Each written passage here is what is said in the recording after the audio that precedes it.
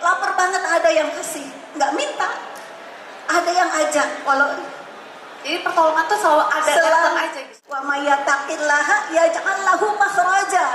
Bertakwa kepada Allah, Allah hadirkan jalan keluar itu pasti. Pasti. Dan Allah nggak akan pernah mengingkari janjinya. Allah tidak pernah mengingkari.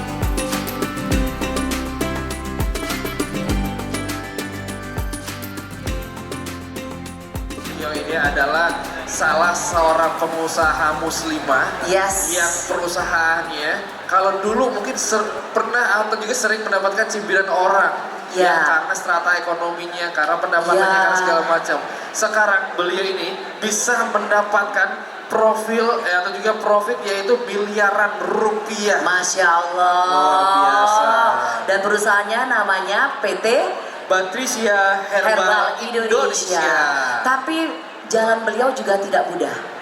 Tidak mudah, pasti dulunya pernah dicaci, kemudian pernah direndahkan juga, makanya ini kita jadikan dicaci, aku yang dulu kan dong. Nah, kisah beliau ini sempat ada juga di YouTube-nya Mas Ari Untung.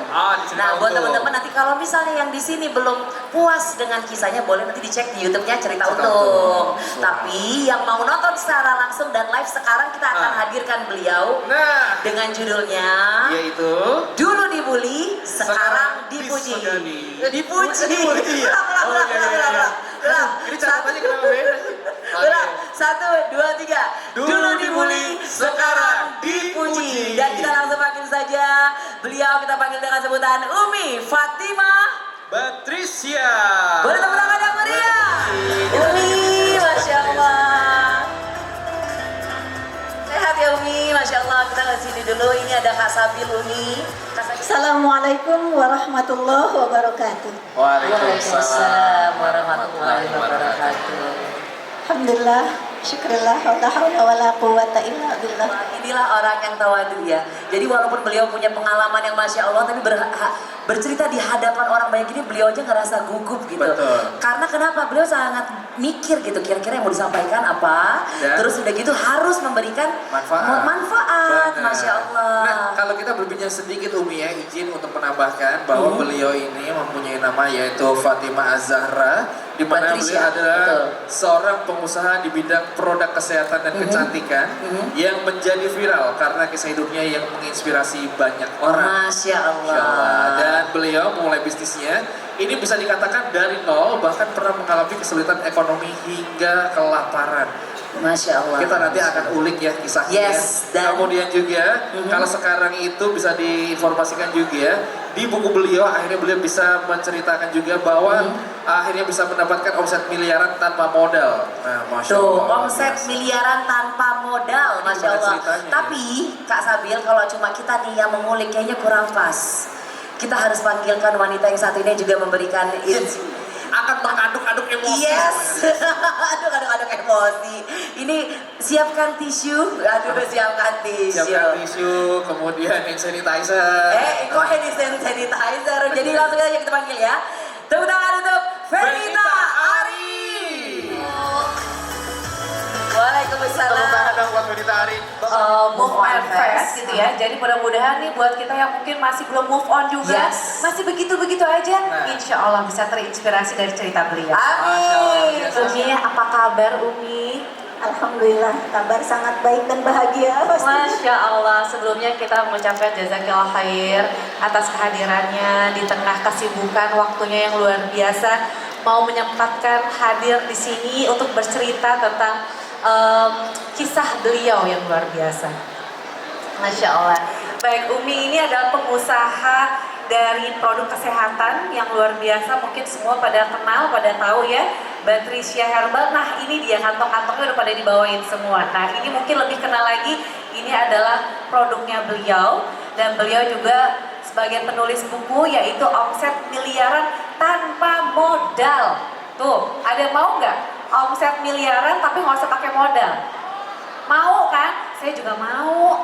Makanya saya kalau misalnya ngobrol sama beliau tuh kayaknya nggak pernah ada hentinya gitu, pengen nanya mulu. Karena Masya Allah beliau menginspirasi sekali ya. Baik Umi, sebelum kita tanya-tanya mengenai omset miliaran tanpa modal, yang kita tahu bahwa buku ini diangkat dari kisah Umi yang luar biasa. Sebelumnya kita juga udah ngobrol-ngobrol ya Umi ya, tapi kayaknya kita ulang lagi sedikit gitu ya. Pengen tahu lebih dalam lagi seperti apa sih perjalanan Umi gitu. Karena kita dengar gitu ya bahwa Umi tuh nggak tiba-tiba loh, nggak tiba-tiba jadi sekarang sebagai pengusaha. Ada proses yang luar biasa yang udah Umi jalanin, apalagi dari masa kecilnya gitu ya. Latar belakang keluarga yang waktu itu cukup cukup memprihatinkan mungkin ya Umi ya, tapi ya Umi bisa melewati itu semua dan bisa melihat mempertunjukkan hasilnya kepada kita semua. Nah boleh ceritain nggak gimana sih Umi perjalanan dulu keluarga tuh seperti apa gitu ya. Terus juga saya kan sempat dengar dulu bahwa Umi tuh sampai harus move on, pindah dari Pulau Jawa ke Pulau Sumatera karena memang kesulitan biaya sekolah dan lain-lain. Nah mungkin Umi bisa cerita silakan.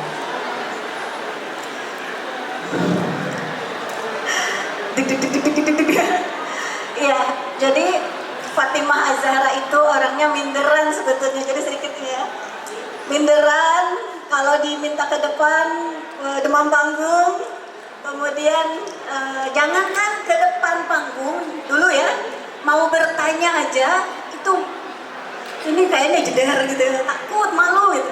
Itu ada sebab dari masa kecil yang dulunya bisa dikatakan dibully, dijauhin orang, dicoret-coret dan sebagainya. Jadi merasa kecil, merasa nggak dicintai orang gitu ya.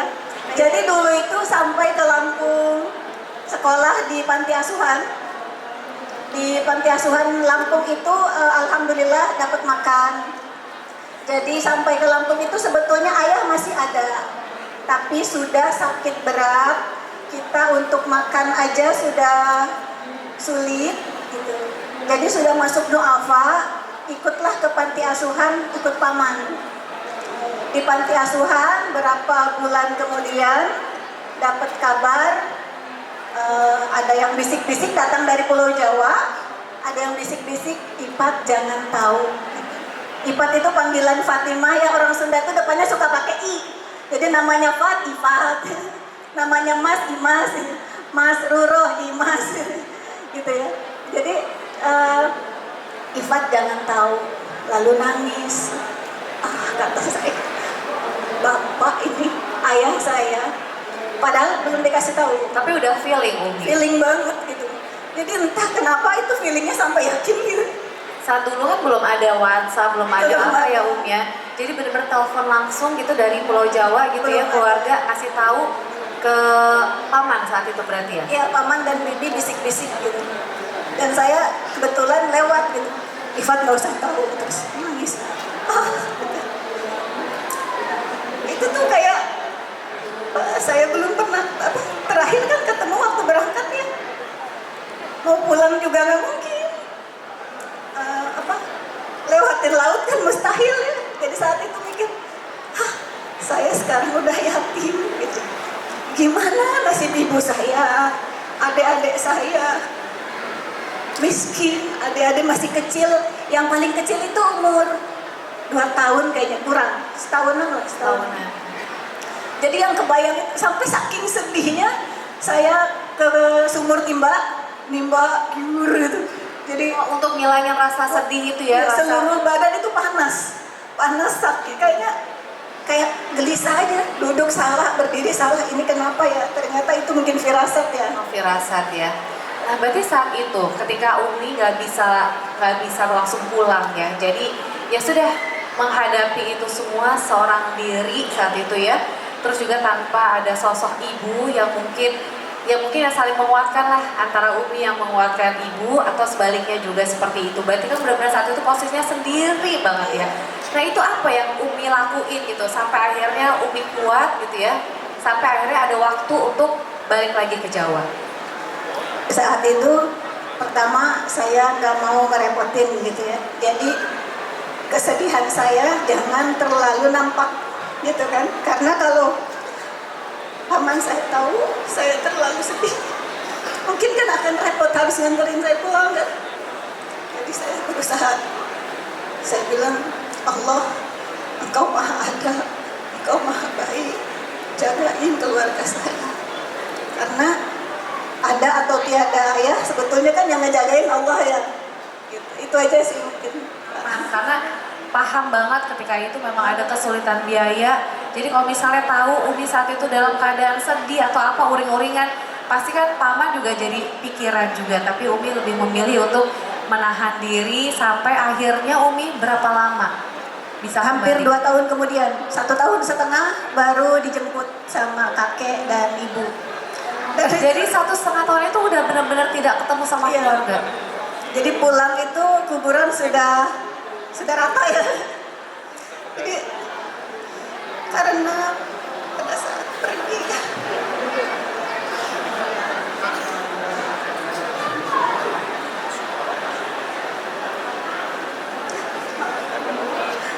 karena pada saat pergi ayah ada sampai hari ini. Saya berpikir ayah saya masih ada.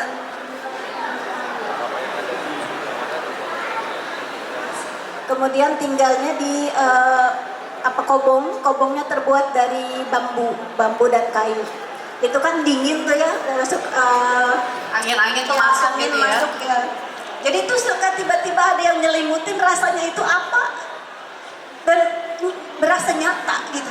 Karena mungkin itu ya nggak menyaksikan kepergian, jadi saya tuh merasa besok apa pulang gitu. Besok apa ada, kalau ke rumah kapan ya apa pulang gitu. Jadi masih suka gitu. Masih berasa sekali kayak gitu ya. Ya Allah. Ini baru di awal doang loh, udah ceritanya udah bikin mau nangis nih bener-bener ya, Masya Allah ya. Baik Umi, setelah kepergian ayahanda, Umi harus pulang kembali ketemu sama keluarga. Nah itu gimana Om? Apakah perekonomian juga udah mulai baik saat itu, makanya disuruh balik lagi dijemput, atau bagaimana posisi saat itu? Iya, jadi akhirnya tadi kan di pesantren lagi, di pesantren di Kobong, bawa beras, dibekalin beras, ibu juga bekalin uang. Cuma ketika ibu memberi uang itu, kalau yang cerita 10.000 itu SMA, kalau SMP seringnya memang hanya beras gitu dan ongkos berapa ribu waktu itu. Neng, ini cukup nggak bawa beras sama uang? Ibu sebetulnya tahu itu nggak cukup, tapi memang nggak ada lagi, jadi ragu gitu. Yang penting ada buat dibekelin gitu ya. Tapi yang ibu heran, kalau yang misalnya anak lain ditanya begitu, walaupun ibunya berat, anaknya berat, tapi berasa gitu ya berat. Kalau saya dulu selalu bilang, cukup Bu. Makanya waktu saya terbitkan buku Omset Miliar Tanpa Modal, di situ kan ada kisah perjalanan hidup saya. Ibu saya nangis, gitu. Karena nggak tahu cerita Karena nggak tahu. sebenarnya. Setiap kali pulang, ditanya sama ibu, saya ceritakan yang indah-indah. Kadang-kadang ada bohongnya. Tapi emang aslinya gimana sebenarnya Bunda? Kadang-kadang ada bohongnya, tapi bohong yang kayak apa ya, nggak bohong-bohong amat lah gitu ya. Jadi tujuannya supaya ibu merasa tenang, anaknya aman, nggak pernah kelaparan, selalu banyak uang gitu. Padahal nyatanya seperti apa Nyatanya ketika beras habis, masa pulang belum datang, saya puasa minumnya air mentah. Lalu besoknya puasa, kan waktu itu sorogan ya, ngaji amil, jurumiyah dan sebagainya gitu ya. Kemudian hafalan Al-Quran, waktu maghrib datang, minum air dari keran, tidur. Allah, Engkau yang mengenyangkan. Karena makanan itu kan hanya asbab ya. Hari kedua Allah beri. Hari ketiga mulai netes. Allah, hamba tidak kuat lagi. Saya ingat tuh, pedes banget perutnya. Allah, tolong hamba, datangkan makanan untuk saya berbuka, datangkan ganjal dari mana saja. Engkau maha baik Allah. Dan benar-benar Allah datangkan persis setelah saya berdoa. Siapa yang bawa? Kucing. kucing datang bawa ikan besar di mulutnya, naik ke panggung sebelah saya tengok, dia kaget, ikannya jatuh, kabur. Ya Allah. Jadi itu makanan saat Makanan terenak. Sampai hari ini saya ketemu makanan yang gimana-gimana, kalau ingat rasa saat itu makanan paling enak datang dari surga mungkin ya. Masya Allah. Dan kenyang, itulah kan, karena kenyang itu berkah ya. Banyak pun belum tentu kenyang, itu cukup sampai saya pulang. Sampai saya punya waktu untuk pulang. Masya Allah. Tapi itu keadaan gimana Om? Kan Umi pesantren ya saat itu ya. Berarti kan sebenarnya ada teman-teman, ada orang-orang di sekitar yang tahu gitu, paham keadaannya Umi gitu. Itu gimana? Apakah tidak ada pertolongan atau mungkin Umi bisa minta sama mereka? Sebetulnya saya di situ tinggal dekat dengan sepupu yang baik. Saya bersaksi beliau baik. Termasuk biaya sekolah saya juga beliau waktu itu ya, kan usianya jauh. Teman-teman juga baik. Cuma sayanya pemalu. Sangat pemalu untuk ngerepotin orang. Jadinya ya udah berserah aja. Allah, Engkau Maha Baik. Biar Allah aja yang gerakkan orang untuk tolong saya gitu kan. Dan wa may yattaqillaha yaj'al lahu makhraja wa yarzuqhu min haitsu la yahtasib. Pada hafal ya, Masya Allah. Dan itu benar Bu, Kak, benar. Saya bersaksi, kalau bahasa Sunda minta sama Allah, Allah kasih. Tapi kitanya benar-benar hanya minta, percaya sama Allah, Allah kasih. Saya bersaksi Allah Maha Baik. Apa yang FYP itu ya, yang viral di TikTok? Owner Batrisya Herbal tidur beralas kardus di tanah ibu kota. Itu benar. Itu cerita asli, cerita benar-benar Umi pernah tidur di kardus. Di kardus, di pinggiran sungai. Gembel. Jadi yang orang duduk di sini ini dulu pernah jadi gembel jadi ibu kota. Dan itu seharusnya nggak jadi gembel gitu. Bukan seharusnya ya. Sebetulnya ada pilihan untuk tidak jadi gembel. Pada malam itu saya sudah ngelamar kerja kemana-mana, sudah habis gaji saya yang dulu gitu ya. Saya waktunya membayar kosan. Berarti ini udah zaman selesai SMA berarti ya? Waktunya membayar kosan, punya uang cuma 200.000. Saya mau bayar kosan. Urusan makan biar gimana besok gitu kan, yang penting saya punya tempat tinggal dulu.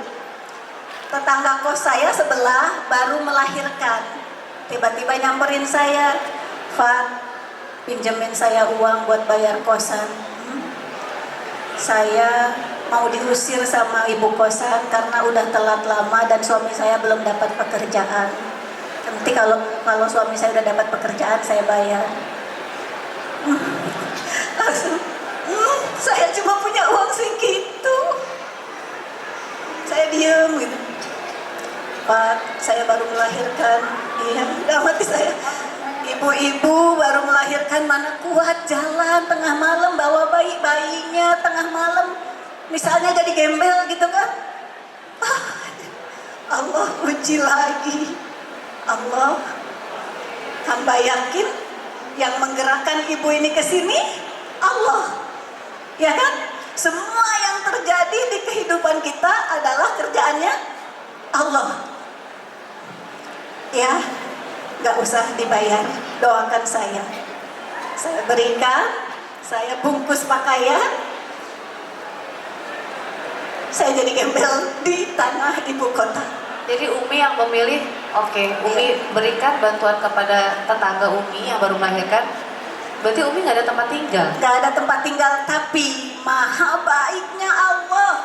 Allah maha baik. Saya bersaksi jadi gembel seorang perempuan gadis, Allah selalu hadirkan pertolongan. Saya di tengah terminal, tengah malam jam 2. Ketemu orang-orang bertato penuh dengan bau alkohol, mabok. mau diganggu ada yang tolong, ada yang mau ganggu ada yang tolong, lapar banget ada yang kasih, nggak minta, ada yang ajak. Walau Jadi pertolongan tuh selalu ada, datang aja gitu. Selalu. Makanya saya ingin menyampaikan yang tadi, wa may yattaqillaha yaj'al lahu makhraja.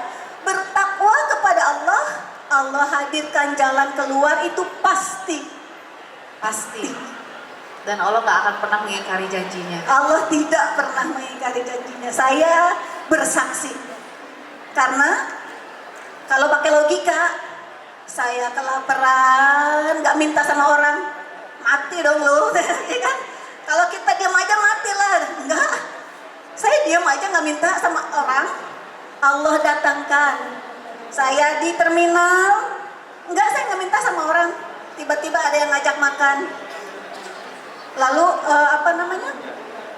ada yang datang perempuan di terminal, apa nggak diapa-apain orang? Enggak. Allah tolong.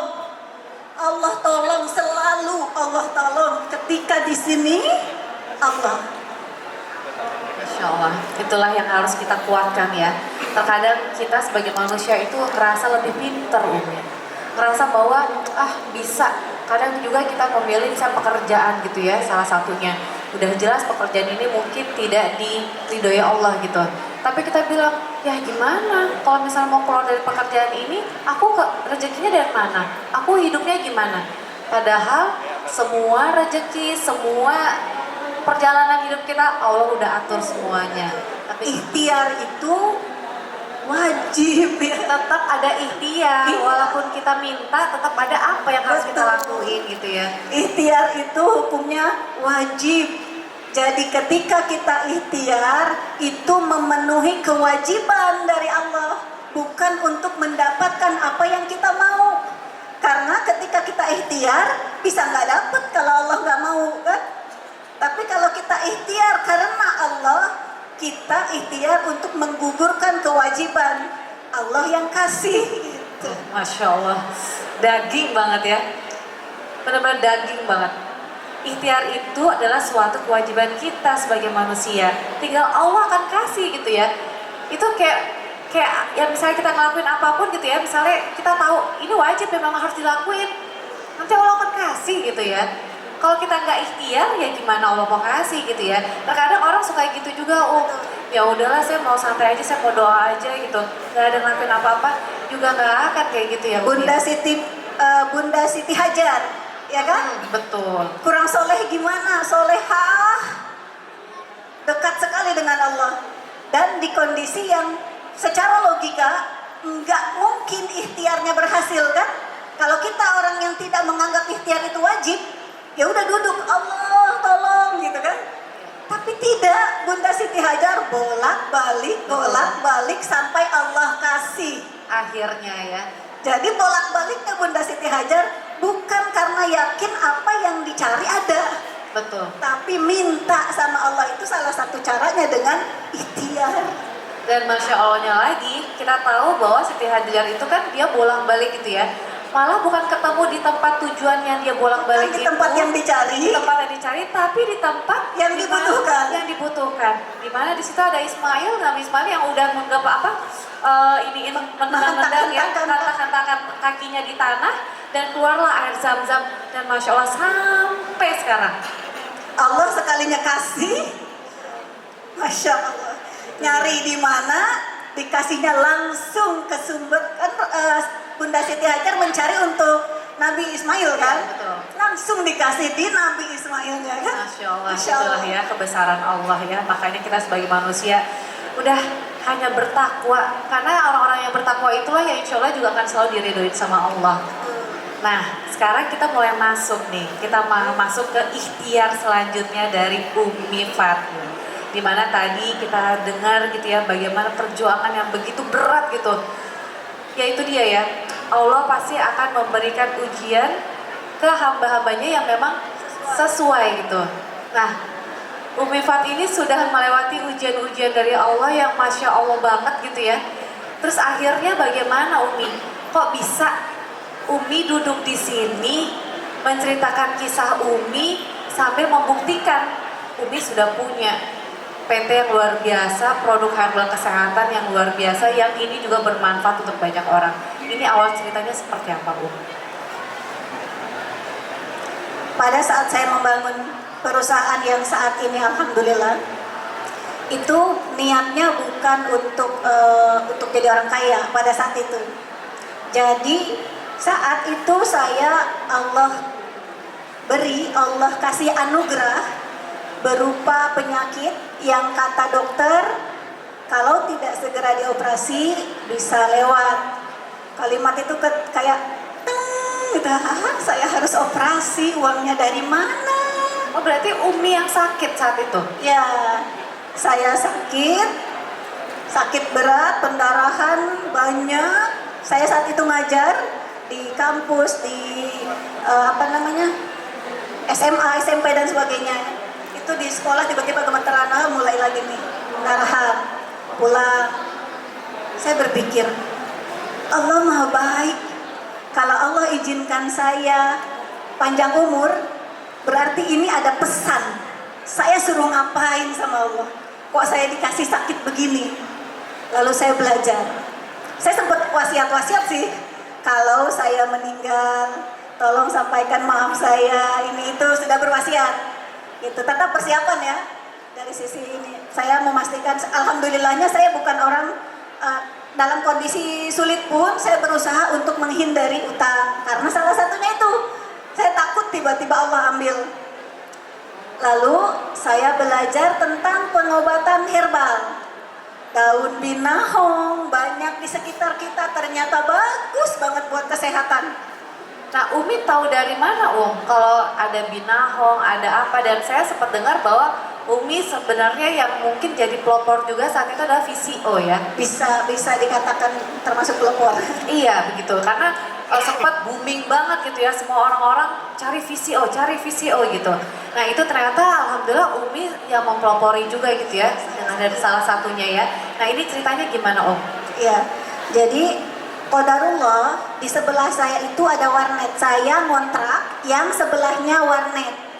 Saya pada saat itu sudah ada penghasilan dari ngajar private ke rumah-rumah, ngajar di sekolah-sekolah dan sebagainya. Saya nyolok bayar sebulan. Ya zaman itu saya belum kuota-kuota gitu ya. Lalu saya belajar siang malam tentang herbal, daun-daunan, rumput mutiara, umbi dewa, semua saya pelajari. Di dalamnya ada apa? Ada tanin, saponin dan sebagainya saya pelajari. Oh, bagus berarti ini harusnya gitu kan.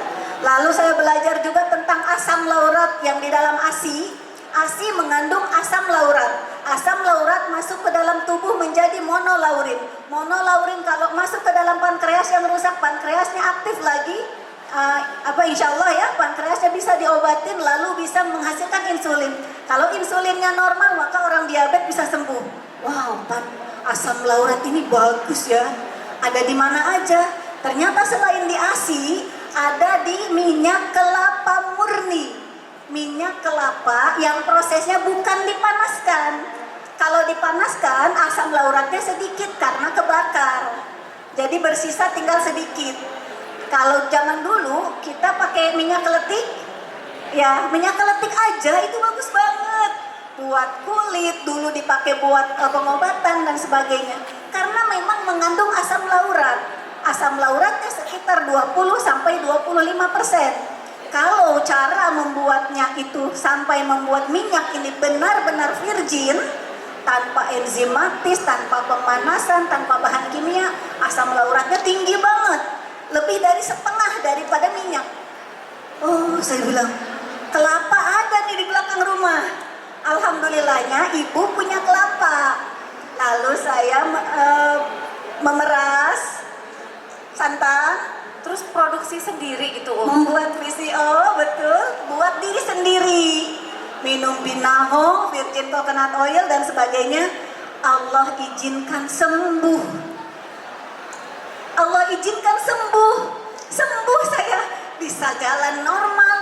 Saya saya periksa tuh, dok, apa masih ada penyakit saya? Hilang. Saya bilang, Allahu Akbar, ajaib, ternyata nggak butuh ratusan juta. Ada di sekitar kita, di pinggir sawah daun binahong, mungkin kalau ibu-ibu tahu. Ada yang tahu daun binahong? Masya Oh ya, Allah. orang harus tertolong nih yang lagi pada sakit. Saya cerita bikin blog, jadi blog. Saat itu blog, kalau sekarang kan vlog ya. Hai guys gitu ya. Kalau dulu blog tulis, ngerasain nggak dulu ya? Kita dengerin blog, baca gitu ya. Ya blogger, blogspot, WordPress. Saya bikin cerita tentang manfaat daun binahong, cara ngeraciknya begini, manfaat virgin coconut oil, cara bikinnya begini. Itu Umi share aja? Ya, cara bikinnya. Saya bilang untuk mendapatkan 1 liter kita butuh 10 buah kelapa. Terus saya ceritakan sampai detail kira-kira modalnya habis berapa, caranya gimana biar cepat dalam waktu 3 jam kepisah langsung. Virgin pula. Saya cerita panjang lebar, saya tinggal di nomor. Yang butuh pertolongan saya, barangkali Allah ingin saya begini nih. Pesan cintanya, Allah pengen saya jadi penolong mungkin gitu ya, penolong dalam hal ini. Banyak orang nelpon, Mbak aku bikin tapi kok ini sedikit dapatnya, Mbak aku ini gini. Terus saya tampung orang-orang nelpon tentang herbal itu. Di antara mereka-mereka yang minta tolong ada yang sembuh dari wasir pendarahan di rumah sakit habis berkantong-kantong. Alhamdulillah Allah kasih sembuh. Lalu di antara mereka ada banyak yang nelpon, Mbak bikinin dong. Ah bikinin, saya nggak ada modalnya, saya modalin, diupahin gitu. Oh itu awal mulanya. Betul. Jadi dari pengalaman pribadi, karena saat itu kadarullah diberikan Allah sakit saat itu ya. Terus Umi berpikir bahwa coba deh apapun yang ada di sekitar kita gitu, yang herbal-herbal yang ada, Umi coba bikin gitu. Dan selanjutnya Umi sekedar kasih share aja, pengen bagi-bagi ilmu maksudnya. Betul. Ya. Terciptalah sabun saya pertama, waktu itu saya jual Rp3.000. Insya Allah Rp3.000 di tahun berapa tuh Umi? Dan begitu saya mengetahui saya bisa bikin sabun, saya ceritain caranya. Lagi. Lagi. Terus Guys, saya bisa bikin sabun gini loh caranya. Gitu kalau zaman sekarang ya. Besti. Aku bisa bikin sabun. Ayo yang mau bisa bikin sabun aku ajarin gitu. Dan berujung bisnis juga di kan? order lagi. Mbak Masya bikinin Allah. 3.000, Mbak bikinin 10.000. Hah, kok jadi? Itu banyak banget loh Umi. 1.000, 3.000 itu bukan nominal Iya, yang sedikit ya, langsung banyak banget. Masya Jadi Allah. apa ya? Saya sendiri kaget gitu. Saya sendiri kok jadi rame ya? Wah udah sibuk itu. Sibuk bikin ini. Mbak bikin lotionnya. Lotion. Pakai VCO juga. Pakai VCO. Siap. Saya belajar lagi siang malam bikin lotion pakai VCO. Oh bisa. Siap bisa berapa? 10.000. Siap. Begitu terus. Masya Allah. Berarti berawal dari VCO menjadi lanjut ke semua yang memang insya Allah produknya herbal semua. Dan akhirnya lahir Batrisya Herbal ini. Batrisya karena permintaan. Mbak bikin dong lotionnya, bikin. Mbak bikin krimnya, bikin. Mbak bikin ini, bikin. Apa yang diminta palu gak ada ya? Gitu. Apa lu mau gak ada? Kalau kata anak muda ya. Masya Allah, itu semua memang Allah selalu ada di situ ya. Allah. Jadi pertolongan Allah itu selalu ada. Selalu. Dari awalnya dikasih mukjizat sakit ya. Diawali dari itulah ternyata Berkah dari sakit. berkah dari sakit. Oh ini pesannya. Saya tuh ternyata disuruh bikin herbal. Dan akhirnya dari permintaan ke permintaan, tahun 2016 terbitlah buku Omset Miliar Tanpa Modal. Karena itu sudah mulai masuk ke miliar, tahun 2016 itu sudah mulai miliar. Berarti diawali tahun berapa tuh Umi? 2012, Berarti 4 tahun? 4 tahun kemudian miliar. Masya Allah, boleh tepuk tangannya untuk Umi Pak. Masya Allah ya, merinding ya nggak sih? Gimana ceritanya beliau gitu ya, sampai harus pindah ke Lampung, terus juga harus makan juga sisaan dari kucing gitu ya.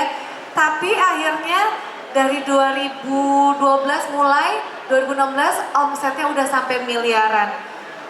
Mau nggak kayak gitu? 2019 kebeli pabrik. Masya Allah, tepuk tangan sekali lagi dong untuk Umi. Saya merinding Masya Allah. Ini buat kita-kita semua yang mungkin sekarang lagi berjuang, lagi ngerasa bahwa aduh kayaknya kok kurang terus, kok kayaknya tuh nggak, udah ngelakuin ini salah, ngelakuin itu salah. Tenang aja ya Umi ya. Selama itu kita minta sama Allah terus, Allah akan kasih. Pasti. Kok saya belum dikasih-kasih? Satu, beneran udah full belum di hatinya Allah? Jangan-jangan di hatinya belum full Allah. Dua, udah ikhtiar belum? Ketiga, mungkin masih ada pesan lanjutan, belum waktunya dikasih. Jadi selalu berbaik sangka sama Allah. Ikhtiar dan juga sabar berarti ya Umi ya. Masya Allah. Umi, ini kita waktunya ini ternyata nggak terlalu banyak lagi. Mungkin bisa nggak Umi kasih pesan buat kita semua yang ada di sini supaya gimana supaya kita tetap bisa ikhtiar, sabar dan apa nih? Umi kan sekarang juga udah alhamdulillah udah nikmat, udah Allah kasihkan kenyamanan gitu ya dari apapun yang Umi cerita tadi. Ini kan Umi juga punya anak-anak gitu kan. Kita juga di sini butuh kayaknya nih pengen dengar cerita dari Umi singkat saja ya, pesan gitu mungkin ya supaya kita ini move on gitu. Biar kita tuh nggak gini-gini aja, tapi kita bisa istiqomah, berubah menjadi manusia yang lebih baik lagi lewat ikhtiar kita. Silakan Umi. Ketika kita fokus pada kebaikan banyak orang, bukan hanya kebaikan diri kita, maka Allah akan berikan kebaikan yang banyak lewat kita untuk banyak orang. Maka kita dapat berkah dari kebaikan itu. Kalau kita berpikir kebaikan hanya untuk diri kita bawa mangkok doang kan? Allah kasihnya semangkok. Tapi kalau kita mau bawa kebaikan buat banyak orang, saya mau bawa kebaikan buat banyak orang, Allah kasih lewat kita kebaikan sebanyak-banyaknya. Bahkan yang tidak diduga-duga. Itu mungkin. Masya Allah, boleh tepuk tangan ya untuk Umi Fah. Umi, makasih banyak buat ceritanya, buat kisahnya, buat cerita inspiratifnya luar biasa. Semangat kita semua. Kalau kita cuma berpikir untuk diri kita sendiri ya benar, Allah cuma cukupkan segitu. Tapi kalau kita berpikir bahwa insya Allah kita bisa bermanfaat untuk banyak orang, Allah akan kasih sebanyak-banyak nikmatnya itu. Masya Allah Umi, sekali lagi jazakillah khair untuk hadirannya di sini. Terima kasih atas ceritanya. Semoga berkah selalu, diberikan kesehatan, keluarga juga sehat semuanya.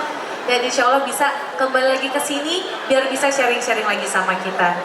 Ya, sayangnya kita harusnya ada sesi tanya jawab, tapi memang karena waktunya tidak cukup, jadi kita cukupkan sampai di sini. Sekali lagi terima kasih, mohon maaf juga apabila saya ada salah-salah kata Umi. Saya juga mohon maaf yang sebesar-besarnya apabila salah kata. Ya, kita pamit. Wassalamualaikum warahmatullahi wabarakatuh. Umi, Kak Medita, Masya Allah. Aduh, ya Allah. Kalian gak tahu aku di belakang berlinang air mata, Masya Allah Umi.